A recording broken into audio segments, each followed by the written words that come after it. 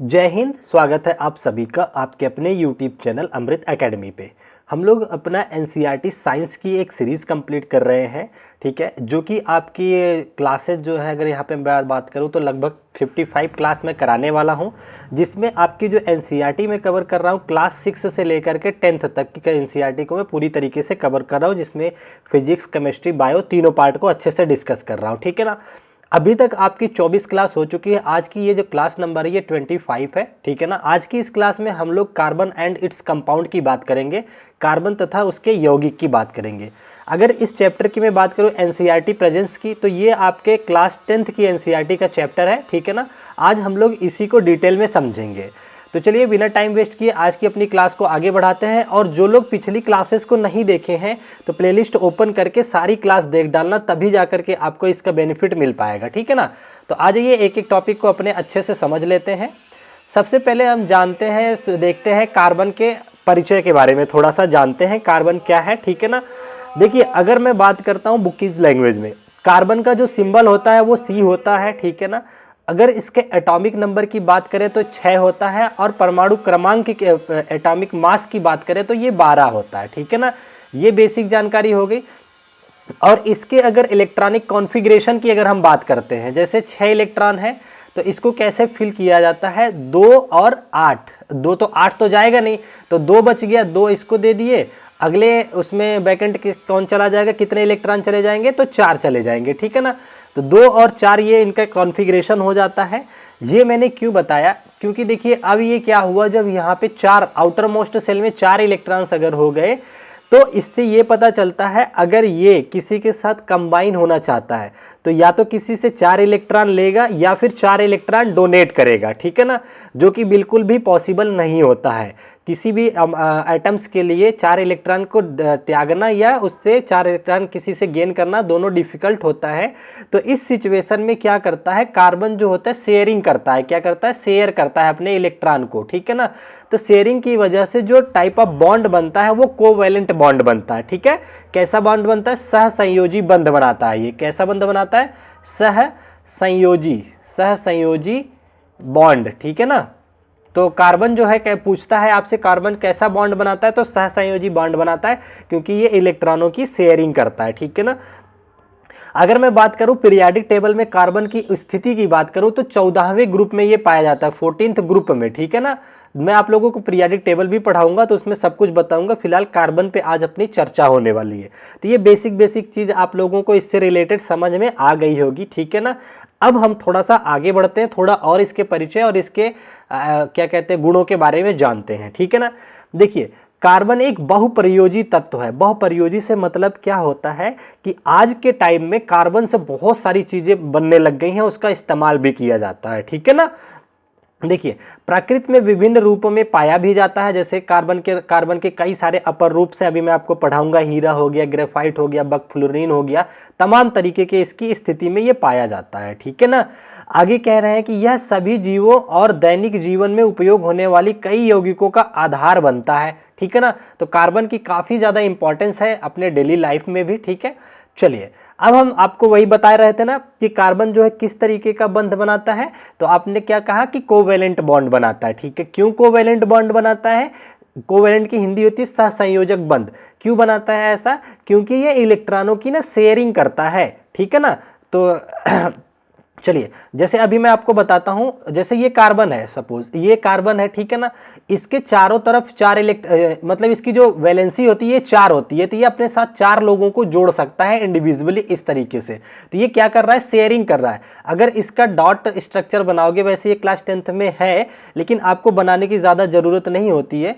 जैसे देखिए, ये कार्बन हो गया, इसके आउटर सेल में कितने इलेक्ट्रॉन है, 1 2 3, ये 4 हो गए, ठीक है ना। हाइड्रोजन है आपका, हाइड्रोजन के से कितने इलेक्ट्रॉन होते हैं, एक इलेक्ट्रॉन है ना।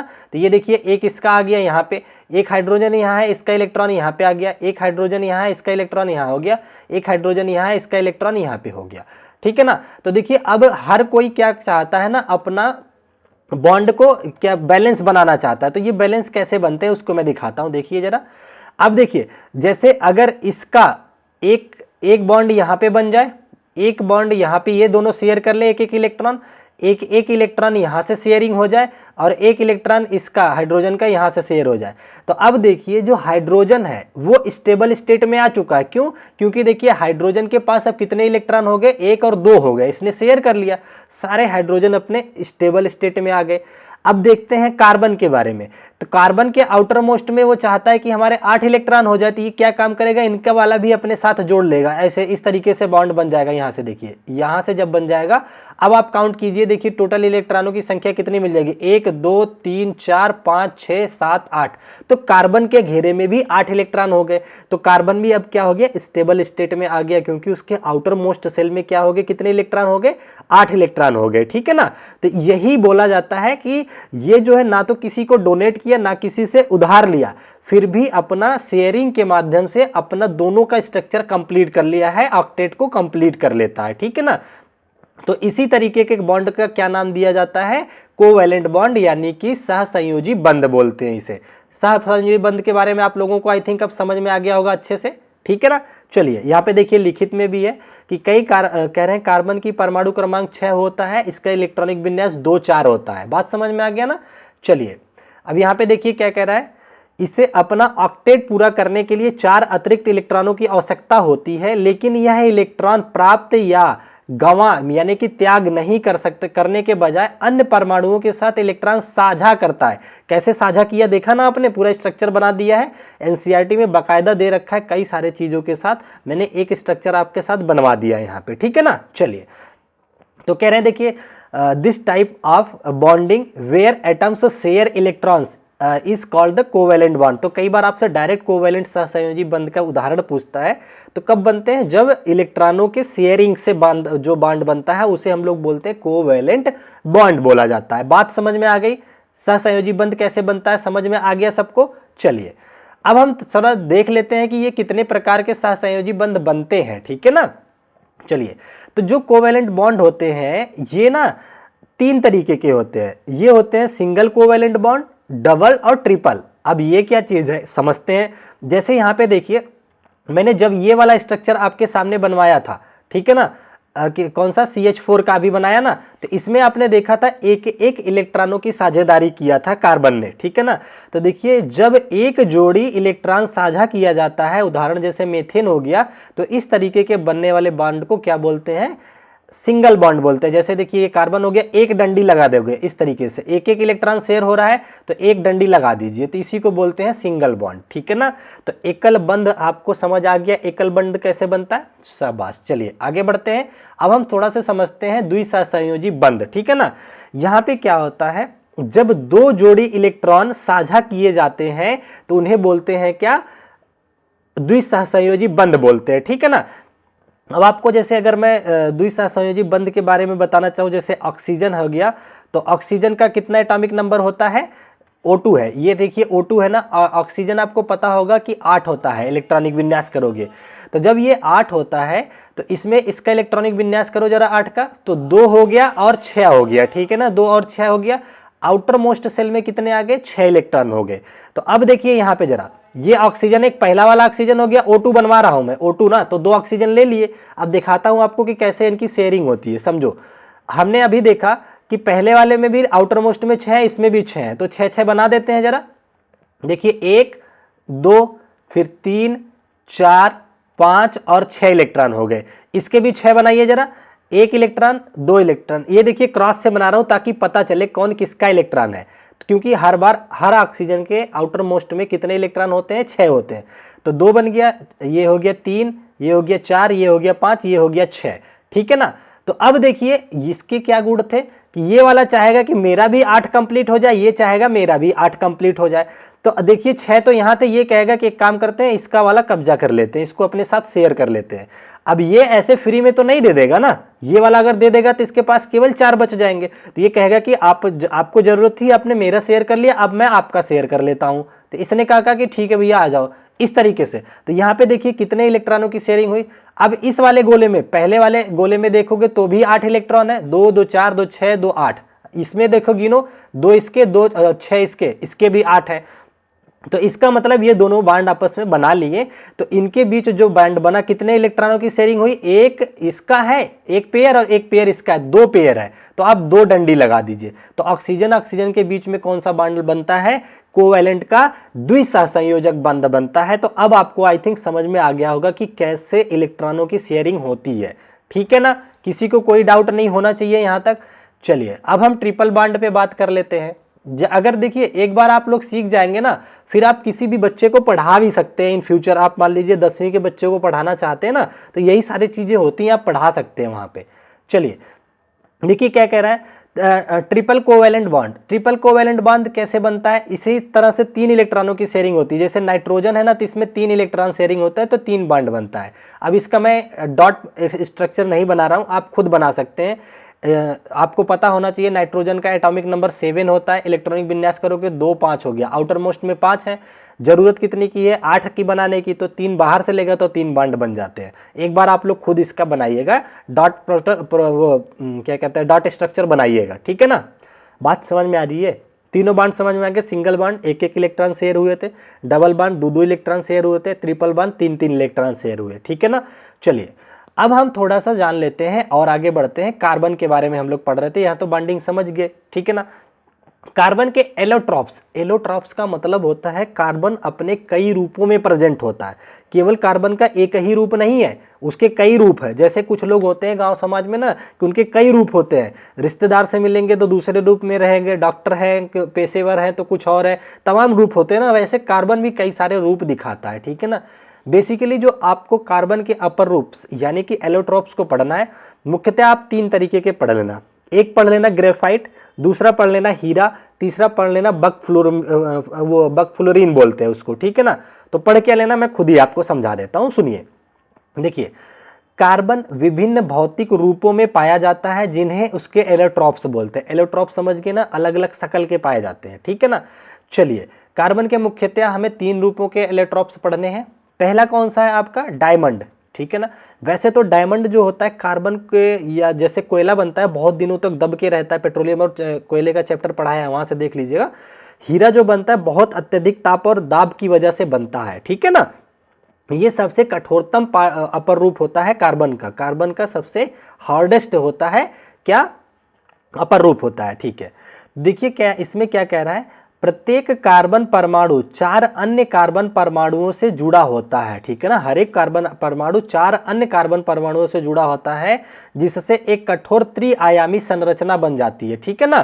तो जैसे एक कार्बन यहाँ है, तो हर एक कार्बन का 4 कार्बन चारों तरफ से इसको घेरे रहते हैं। अब इस वाले के भी 4 घेरेंगे, इस तरीके से ना 3D स्ट्रक्चर एक बनता है। फिर हर एक कार्बन का, इसके भी 4, इसके चारों तरफ 4 आ जाएंगे, तो ऐसे 3D में ये बन जाएगा। तो ये होता है कि इसका किसको रिप्रेजेंट करता है आपका कार्बन, इसके बारे में क्या बता रहा था मैं आप लोगों को, डायमंड के बारे में, ठीक है ना।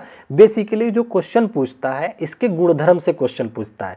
तो आपको एक बात ये याद रखना है कि दुनिया का सबसे कठोरतम पदार्थ कौन सा है, आपका डायमंड है, ठीक है ना। ये विद्युत का क्या है, कुचालक है, ठीक है ना, और काफी ज्यादा चमकदार होता है, ठीक है ना। देखिए क्या कह रहा है, यह सबसे कठोरतम प्राकृतिक पदार्थ है। तो ये एक बात याद रखना, यहाँ से डायरेक्ट क्वेश्चन पूछता है, ठीक है ना। द हार्डेस्ट सब्सटेंस की बात करेगा कार्बन का, ठीक है। और बिजली का क्या होता है, ये खराब सुचालक यानी कि कुचालक होता है, बैड कंडक्टर होता है, इसमें से विद्युत नहीं जाती, और ये बहुत चमकदार होता है, ठीक है। इसका इस्तेमाल कहाँ किया जाता है, शीशा कट करने के लिए। आप देखेंगे ना जो फर्नीचर बनाते हैं वो लोग जो शीशा कट करते हैं, तो आप देखते होंगे कान में ऐसे खोसे रहते हैं, एक पेन उठा करके ऐसे करते कर कर कर कर पूरा शीशा ऐसे खट्टे से टूट जाता है। ऐसा क्यों होता है, क्योंकि उनकी पेन के निब में ना ये डायमंड का छोटा सा वो लगा होता है, निब लगी होती है, जिसकी वजह से काट देता है। डायमंड सबसे हार्डेस्ट होता है इसलिए काट देता है, ठीक है ना। तो इतनी बात समझ में आ गया होगा कार्बन के डायमंड के बारे में। चलिए अब इसके दूसरे सबसे इंपॉर्टेंट भी ये भी है, जिसका कि नाम है ग्रेफाइट, ठीक है ना। तो ग्रेफाइट क्या है, ये भी एक कार्बन का अपर रूप होता है, ठीक है ना। तो ये कैसे बनता है, आपसे स्ट्रक्चर से क्वेश्चन नहीं पूछे जाएगा, इसके गुणधर्म से क्वेश्चन पूछेगा, ठीक है ना। तो गुणधर्म पे ज्यादा ध्यान दीजिएगा, ठीक है। कहना है प्रत्येक कार्बन परमाणु 3 अन्य कार्बन परमाणुओं से जुड़ा होता है। वहां पे 4 जुड़े थे, यहाँ पे 3-3 जुड़ते हैं इसके चारों तरफ, ठीक है ना, इस तरीके से, और जिससे अष्टभुजी परतें बनती है। गूगल करके एक बार फोटो देख लेना, आपको समझ में आ जाएगा। वैसे फोटो थी, मैंने यहाँ चिपकाया नहीं, नेक्स्ट टाइम दिखा दूंगा प्रैक्टिस सेट में, ठीक है ना। अब सबसे इंपॉर्टेंट पार्ट यहाँ पे जो याद रखना है कि ये सबसे नरम होता है, ये काफ़ी नरम होता है। आप लोगों को पता है कैसे इसका ना इस्तेमाल किया जाता है कई बार ना उसके लिए लुब्रिकेंट के रूप में, मतलब स्नेहक के रूप में। जैसे इसका पाउडर बना करके आप अगर ना मान लो टेबल पे बिछा देते तो हाथ ऐसे करोगे स्लिक कर जाएगा। आपको अगर फील करना है ना तो पेंसिल की बुरादा, पेंसिल की जो नीब होती है उसके बुरादे को ना अपने हाथ पे लगाना, देखना बहुत सॉफ्ट लगता है। तो जो ये ग्रेफाइट होता है बहुत सॉफ्ट होता है और मुक्त इलेक्ट्रॉनों की उपस्थिति के कारण बिजली का अच्छा चालक होता है। ये इसका मुख्य चीज़ है, याद रखना। जो पेंसिल की नीब होती है यानी कि जो ग्रेफाइट होता है वो विद्युत का बहुत अच्छा सुचालक होता है, बहुत अच्छे से उसमें करंट जा सकता है। ट्राई मत करना, करंट मार देगा, ठीक है ना। चलिए, तो बेसिकली आपको दो गुण याद रखने हैं कि ये स्नेहक के रूप में इस्तेमाल किया जाता है। स्नेहक का मतलब होता है घर्षण कम करने के लिए, ठीक है ना। और दूसरा क्या याद रखोगे कि ये विद्युत का बहुत अच्छा सुचालक होता है। दो बातें याद रखोगे ना आप लोग, शाबाश। चलिए, दो हम लोगों ने अपर रूप सीख लिए, अब तीसरे अपर रूप पे बात कर लेते हैं। फ्लोरीन जिसका नाम है, ठीक है ना। कार्बन का तीसरा अपर रूप है फ्लोरीन। तो देखिए फ्लोरीन का जो पहली बात तो फार्मूला होता है वो C60 होता है। क्या होता है? कार्बन 60 होता है। ये ना एक फुटबॉल जैसी संरचना बना लेता है अपने इन्हीं स्ट्रक्चर की वजह से। तो ये याद रखना, कार्बन परमाणुओं का गोलाकार संरचना में व्यवस्थित होता है, जैसे बकमिंस्टर फ्लोरीन कहलाता है। ये C60 हो जाता है, ठीक है। तो फ्लोरीन है, तो ये तीसरा अपर रूप है। इतनी बात अगर आपको समझ में आ गई हो तो अब हम थोड़ा सा आगे बढ़ते हैं, ठीक है ना। चलिए, अब देखिए यहाँ पे बात करते हैं वर्सेटाइल नेचर ऑफ कार्बन। तो कार्बन वर्सेटाइल का मतलब होता है कई सारे उपयोग, ठीक है ना। तो कार्बन बहुउपयोगी होता है। क्यों? क्योंकि ये कैटिनेशन दिखाता है, श्रृंखलन दिखाता है। श्रृंखलन से क्या मतलब है कि कार्बन कार्बन के बीच ना इस तरीके से आप जोड़ते जाओ, दुनिया की सबसे बड़ी श्रृंखला ये बना सकता है। ये टूटेगा ही नहीं कभी, बहुत बड़ी श्रृंखला बनाता है, ठीक है ना। देखिए कह रहा है कार्बन कार्बन परमाणुओं की लंबी श्रृंखला बना सकता है, तो इसी को बोलते हैं कैटिनेशन। कई बार पेपरों में डायरेक्ट दे देता है व्हाट इज कैटिनेशन। तो कैटिनेशन यानी कि हाँ, कैटिनेशन ये ना श्रृंखलन। श्रृंखलन क्या हो गया? कार्बन का एक दूसरे कार्बन से जुड़ करके चेन बनाने की जो गुणधर्म होते हैं उसी को कैटिनेशन बोला जाता है। बात समझ आ गई? चलिए आगे हम बात करते हैं। दूसरा इसका जो नेचर होता है ये क्या करता है? चतुष्यकता मतलब टेट्रावैलेंसी दिखाता है। कार्बन 4 सहसंयोजक बंध बनाता है जिससे ये कई तत्वों के साथ जुड़ सकता है। जैसे मान लीजिए ये कार्बन है, एक यहाँ हाइड्रोजन जुड़ गया, इसी तरीके से यहाँ कोई दूसरा जुड़ जाए, तीसरा जुड़ जाए, चौथा जुड़ जाए, या सेम टाइप के 4 जुड़ जाए, तो ये चतुष्फल की स्ट्रक्चर बना देता है, ठीक है ना। तो ये याद रखना। तो ये आपको समझ गया। तो इन तमाम गुणधर्मों की वजह से ये ना इसकी वेराइटी बहुत होती है कार्बन की, ठीक है ना। तो इससे कई सारी वस्तुएं भी बनाई जाती हैं। चलिए, अच्छा अब हम आ जाते हैं स्ट्रक्चर्ड एंड अनस्ट्रक्चर्ड कार्बन। ये इंपॉर्टेंट टॉपिक है, असंतृप्त और संतृप्त कार्बन के बारे में, ठीक है ना। संतृप्त और असंतृप्त कार्बनिक यौगिक। अब संतृप्त क्या होते हैं और असंतृप्त क्या होते हैं, बहुत ध्यान से सुनना, बहुत पूछता है ये पेपरों में। आप कहीं से किसी भी एग्जाम में बैठ जाइएगा तो, ठीक है ना। इस चैप्टर से आता है तो यहाँ से जरूर क्वेश्चन बनता है। अब हम सबसे पहले बात करते हैं स्ट्रक्चर्ड कंपाउंड, ठीक है। संतृप्त, स्ट्रक्चर्ड इसको कहीं कहीं सैचुरेटेड भी लिखता है, आई थिंक सैचुरेटेड। संतृप्त यौगिक, संतृप्त यौगिक कैसे बनते हैं? देखिए सिंपल सी बात है, जब कोई कार्बन कंपाउंड केवल सिंगल बॉन्डेड होता है, जैसे ये कार्बन हो गया, ये हाइड्रोजन हो गया, यहाँ पे हाइड्रोजन हो गया, यहाँ पे हाइड्रोजन हो गया, यहाँ पे हाइड्रोजन हो गया, हर जगह आप देखोगे एक सिंगल बॉन्ड लगा हुआ है। तो सिंगल बॉन्डेड अगर कार्बन का यौगिक है, वैसे देखिए ऐसे यौगिक जिसमें केवल और केवल हाइड्रोजन दिखे और कार्बन दिखे तो इनको हाइड्रोकार्बन बोलते हैं। क्या बोलते हैं? हाइड्रोकार्बन बोला जाता है। तो हमें ज्यादातर जो केमिस्ट्री पढ़ी जाती है हाइड्रोकार्बन की केमिस्ट्री पढ़ी जाती है, हाइड्रोजन और कार्बन की, ठीक है ना। तो ये बात समझ में आ गया।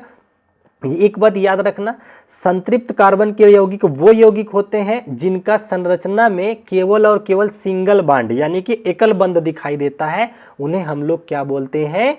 उन्हें हम लोग बोलते हैं संतृप्त यौगिक, ठीक है ना। तो देखिए सिंगल बॉन्डेड हो गया, फॉर एग्जांपल आपके एल्कीन्स, हाँ ये हो गया एल्केन्स हो गया। एल्केन मतलब CH4 मेथेन की बात कर दिया। इस तरीके से मेथेन वाले टाइप के कई सारे यौगिक होते हैं, ठीक है ना। इतनी बात समझ में आ गई? अगर इतनी बात आप लोगों को समझ में आ गई हो तो हम आगे बढ़ चलते हैं। चलिए अब आ जाते हैं हम दूसरा टॉपिक। अनसैचुरेटेड, ठीक है ना, अनस्ट्रक्चर्ड क्यों लिखा है, इसका अनसैचुरेटेड इंग्लिश होती है, वो भी आप लोग नोट कर लेना। असंतृप्त यौगिक, ठीक है ना। तो असंतृप्त यौगिक कौन से होते हैं, ऐसे सारे यौगिक जिसमें 2 या 3 बॉन्ड होते हैं, ठीक है ना, उन्हें अनसैचुरेटेड की कैटेगरी में रखा जाता है। मैं आप लोगों को 1-2 एग्जाम्पल और दिखाई देता हूँ, रुक जाइए। अनसैचुरेटेड और सैचुरेटेड के मेरे पास पड़े हुए थे, सैचुरेटेड और अनसैचुरेटेड, ठीक है ना। हाँ, अच्छा देखिए, इसका एक फार्मूला होता है, वो आप लोग नोट कर लीजिए, कई बार डायरेक्ट पूछ लिया जाता है तो आपको पता रहना चाहिए, ठीक है ना। अभी हाँ, CnH2n+2, CnH2n+2, ये फार्मूला आपको याद रखना है, किसके लिए होता है, हाँ, एल्केन्स का ये फार्मूला है। एल्केन्स, एल्केन्स का मतलब जैसे मेथेन, एथेन, ब्यूटेन, प्रोपेन, अब कैसे कैसे बनते हैं, कार्बन के संख्या के हिसाब से इसको बैलेंस करो। जैसे देखिए, जब कार्बन एक आपने लिया था, जब आपने एक कार्बन लिया था, C1 लिया था, तो इस फार्मूले में N की जगह 1 रखिए, तो 1 2 2 + 2, तो C4 आ गया था ना, H4 आ गया था, तो CH4 देखिए इसी तरीके से बना था, ठीक है ना। जैसे मान लीजिए, अगर मैं बात करता हूँ कार्बन की संख्या 2 ले लेता हूँ, तो हाइड्रोजन कितने होने चाहिए, तो 2 दूनी 4 और 2 6 होने चाहिए, ये हो गया, तो ये एथेन हो गया। इनका नामकरण भी अभी सिखाऊंगा, तो ठीक है ना। तो C2H6, ये बात आपको समझ आ गई होगी। चलिए, अब हम थोड़ा सा असंतृप्त वाले का फार्मूला भी आप लोगों को लिखवा देता हूँ। यहाँ पे -2 आता है, ये बहुत कंफ्यूजिंग फार्मूला होता है, कई बार याद करो भूल जाता है, ठीक है ना। देखिए, एल्काइन, अब आ गया, एल्काइंस आ गया। ये फार्मूला जो होता है यहाँ पे याद रख लीजिए, CnH2n-2, CnH2n-2 होता है, ठीक है ना, इसका फार्मूला CnH2n-2 होता है। अब देखिए ये क्या होते हैं, जैसे एथाइन हो गया, ये एल्काइंस हो गए, ठीक है। जैसे कार्बन की संख्या मान लीजिए 1 ले लिया मैंने, ठीक है ना, तो आपका जो आ जाएगा 2 में से 2 गया 0, ये नहीं पॉसिबल है क्योंकि कोई बन नहीं पाएगा यहाँ पे। जैसे मान लीजिए हमने 2 ले लिया, अब हमने कार्बन की संख्या 2 ले लिया, ठीक है ना, तो हाइड्रोजन कितने आ जाएंगे, तो 2 दूनी 4 - 2, तो 2 आ जाएगा, C2H2 हो जाएगा, एथाइन बोलते हैं इसको, ठीक है ना। तो इस तरीके से बनते हैं। देखिए, एल्केन्स हो गया, एल्काइंस हो गया, ये सारे असंतृप्त बनाते हैं। क्यों, क्योंकि अब इनका जरा बॉन्डिंग कीजिए, 2 कार्बन है, ये रहे, इनके बीच में डबल बॉन्ड हो गया, एक एक हाइड्रोजन, 2 हाइड्रोजन है ना, एक हाइड्रोजन यहां लगा दीजिए, एक हाइड्रोजन यहां लगा दीजिए, C2H2 है ना, यही तो था ना हमारा फार्मूला, रुक जाइए, C2H2, हाँ, एथाइन, तो 2, अभी 3 ही बॉन्ड बने, ठीक है, कोई दिक्कत नहीं है, 2 ही हाइड्रोजन थे ना, तो कार्बन की संयोजकता 4 होती है, हमने 1 2 3 बैलेंस कर दिया, एक बॉन्ड और लगा दो, तो ये इस तरीके से स्ट्रक्चर बनता है। तो बस हमें क्या पहचानना था कि एक से अधिक यहाँ पे डंडियां दिखे आपको, तो यहाँ पे कितने ट्रिपल बॉन्ड हो गया, तो ट्रिपल बॉन्ड हो गया, तो ये असंतृप्त हो गया, अनसैचुरेटेड हो गया। एकदम दिमाग खोल के सुनो, सैचुरेटेड वो यौगिक होंगे जिनके बीच केवल सिंगल बॉन्ड होगा, ठीक है ना, तो जैसे CH4 हो गया, मेथेन टाइप के। अगर अनसैचुरेटेड वो सारे यौगिक होंगे जिसमें डबल बॉन्ड हो या ट्रिपल बॉन्ड हो, जैसे कौन सा हो गया, C2H2 हो गया, इस तरीके के तमाम होते हैं, ठीक है ना। तो इतनी बात समझ आ गई होगी। चलिए आगे बढ़ते हैं हम लोग थोड़ा सा। यहाँ पे देखिए, कार्बन यौगिक में कार्बन, अच्छा, कार्यात्मक समूह, तो देखिए आप लोगों से कई बार डायरेक्ट कार्यात्मक समूह से पूछ लेता है, तो एल्कोहल का पूछेगा तो OH आ जाता है, नामनक्लेचर में ये सब पढ़ाऊंगा। और एल्डिहाइड का जो ग्रुप होता है CHO होता है, कार्बोक्सिलिक एसिड का COOH होता है। ये देखिए रटने वाली चीज़ है, जितना अच्छे से जिसको याद रहता है उतने अच्छे से ग्रुप पहचान पाता है, ठीक है ना। अच्छा, अब देखिए कार्बनिक यौगिकों के गुणधर्म की बात करें, रासायनिक गुणधर्म की, तो कंबंशन यानी कि ये ऑक्सीजन से कैसे रिएक्ट करता है। तो देखिए, कार्बन यौगिक ऑक्सीजन में जलकर कार्बन डाइऑक्साइड और पानी बनाते हैं, ये याद रखना, और साथ ही साथ ऊष्मा उत्पन्न करते हैं। कुल मिलाकर के ये याद रखना कि कार्बनिक यौगिक ऑक्सीजन के साथ आसानी से क्रिया कर सकते हैं, यानी कि जल सकते हैं। जलने के बाद क्या क्या देते हैं, धुआं, कार्बन डाइऑक्साइड निकलता है, पानी निकलता है और ऊष्मा निकलती है, ठीक है ना। ये बात समझ आ गई। टायर कभी जला के देखना, आपको पता चल जाएगा। उसके बाद ऑक्सीडेशन की बात करें, एल्कोहल का ऑक्सीकरण होने पर कार्बोक्सिलिक अम्ल बनता है, तो ये ऑक्सीडेशन भी करता है, ये याद, बस आपको ये याद रखना क्या क्या काम करता है। ऑक्सीजन से रिएक्शन कर लेता है, ऑक्सीडेशन मतलब ऑक्सीकरण कर लेता है, हाँ कर लेता है, और क्या है, संयोजन अभिक्रिया करता है, हाँ कर लेता है। देखिए निकिल जैसे उत्प्रेरक की उपस्थिति में असंतृप्त हाइड्रोकार्बन में हाइड्रोजन जोड़ा जा सकता है, तो एडिशनल मतलब संयोजन क्रिया भी ये करता है आसानी से, ठीक है ना। विस्थापन क्रिया पूछेंगे तो यस कर सकता है, तो बस आपको यस नो में जवाब देना होता है। विस्थापन अभिक्रिया अच्छे से दिखा लेता है, ठीक है ना। जैसे एल्केन में हाइड्रोजन परमाणु को सूर्य के प्रकाश में क्लोरीन जैसे तत्वों से बदला जा सकता है, तो ये इसी का है, विस्थापन अभिक्रिया का उदाहरण है। बात समझ में आ गई। लास्ट में थोड़े बहुत टॉपिक डिफिकल्ट अगर लगेंगे कोई दिक्कत नहीं, प्रैक्टिस सेट कराऊंगा, इसमें सब कुछ एक बार फिर से रिवाइज करा दूंगा, ठीक है ना। चलिए अब देखिए कुछ महत्वपूर्ण कार्बनिक यौगिकों के नाम याद रखने हैं। जैसे आपका हो गया एथेनॉल C2H5, रट सकते हो तो याद रख लो, नहीं तो कोई बात नहीं, इतना पूछा नहीं जाता। ये मदिरा में जैसे C2 एथेनॉल का इस्तेमाल कहाँ किया जाता है, शराब बनाने में किया जाता है, दवाई बनाने में किया जाता है, विलायक के रूप में किया जाता है, ठीक है ना। अच्छा उसके बाद आपका आ जाता है एसिटिक एसिड CH3COH, ठीक है ना, ये भी कार्बन का ही एक कंपाउंड होता है। सिरके में और संरक्षक के रूप में इसका इस्तेमाल होता है। पूछेगा आपसे सिरके में कौन सी एसिड पाई जाती है, तो एसिटिक एसिड पाई जाती है जो कि कार्बनिक होती है, ठीक है ना। अब हम बढ़ चलते हैं किसके बारे में, साबुन और डिटर्जेंट के बारे में। क्लास 10th में लास्ट में दे रखा है साबुन के सॉप के बारे में और डिटर्जेंट के बारे में, ठीक है ना। देखिए साबुन या सॉप किसे कहते हैं, कैसे बनता है, तो देखिए साबुन लंबी श्रृंखला वाले फैटी एसिड और क्षार यानी कि एल्कली से बनता है। तो कैसे बनता है, फैटी एसिड और क्षार से बनता है। जैसे आपसे पूछता है सोडियम का हाइड्रोक्साइड, ये क्षारीय विलयन होता है ना, तो इससे बनता है, ये प्रेजेंट होते हैं किसमें, साबुन के अंदर। और क्या है, इस प्रक्रिया को सैपोनिफिकेशन कहा जाता है। तो एक दो बार तो डायरेक्ट कई बार एग्जामों में पूछा गया है, साबुन बनाने के प्रोसेस का क्या नाम होता है, सैपोनिफिकेशन बोला जाता है, ठीक है ना।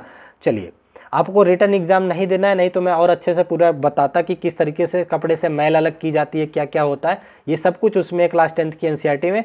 लेकिन आपको बस इनके नाम पता होना चाहिए, इसी से ऑप्शन एलिमिनेट हो जाएंगे, ठीक है। चलिए देखिए क्या कह रहा है, डिटर्जेंट क्या होता है, डिटर्जेंट सिंथेटिक सफाई एजेंट होते हैं। क्या होते हैं, सफाई एजेंट होते हैं, बिल्कुल।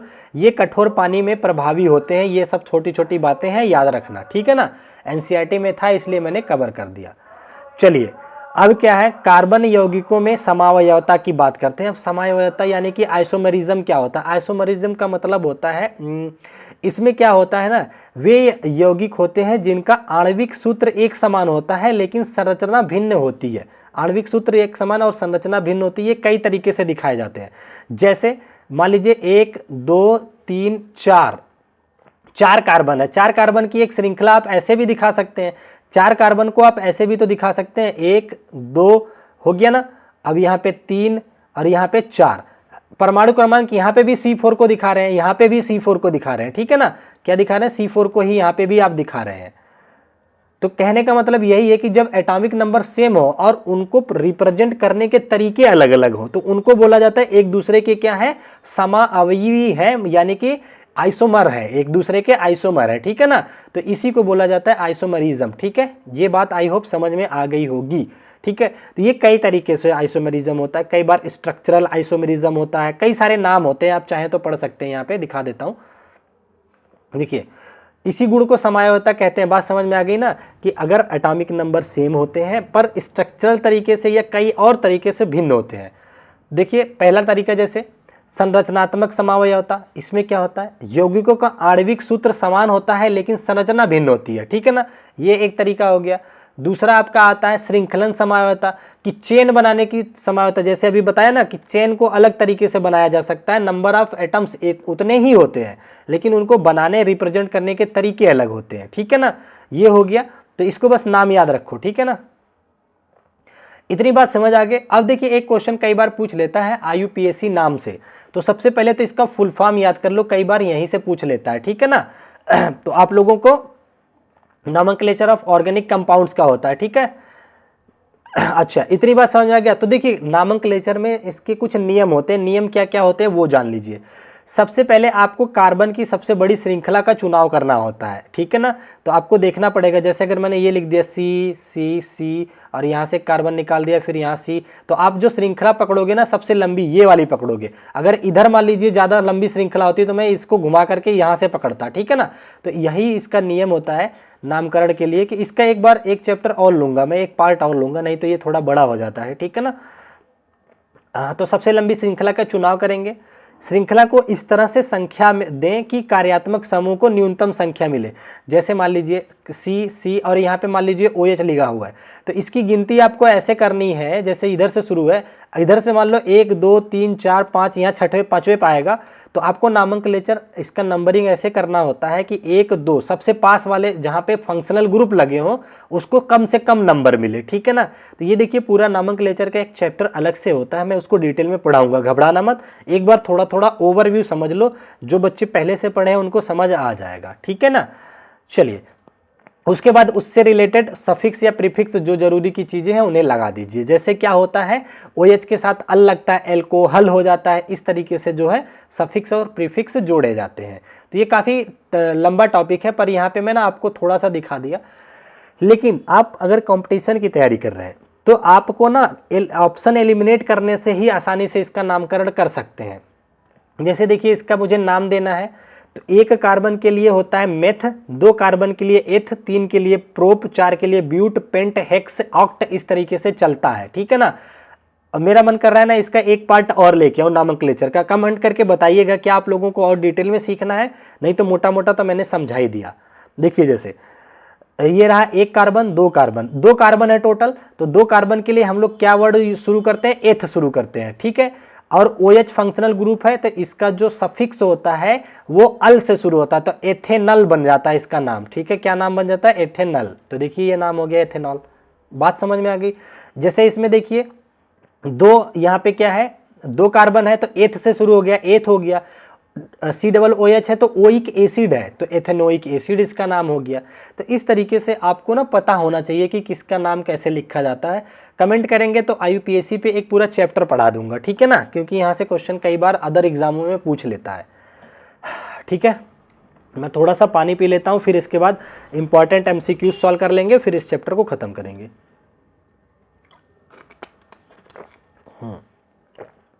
अच्छा एक देखिए कई बार यूरिया के बारे में पूछ लेता है, तो सुन लीजिए कि फेडरिक वोलर नाम के एक वैज्ञानिक थे जिन्होंने 1828 में अमोनियम साइनेट से यूरिया का संश्लेषण किया था, ठीक है ना, जिससे यह सिद्ध हुआ कि कार्बनिक यौगिकों को प्रयोगशाला में बनाया जा सकता है।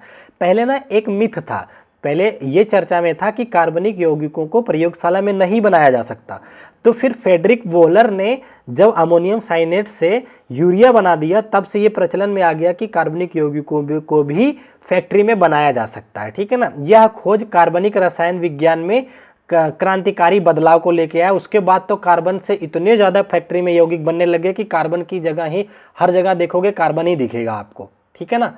हाँ ठीक है, अब हम थोड़ा सा प्रैक्टिस कर लेते हैं क्वेश्चनों की, ताकि आप लोगों को स्ट्रांगनेस आ जाए, फिर हम अगले चैप्टर पे पढ़ चलेंगे, मतलब कि आज की वीडियो को कंप्लीट कर लेंगे।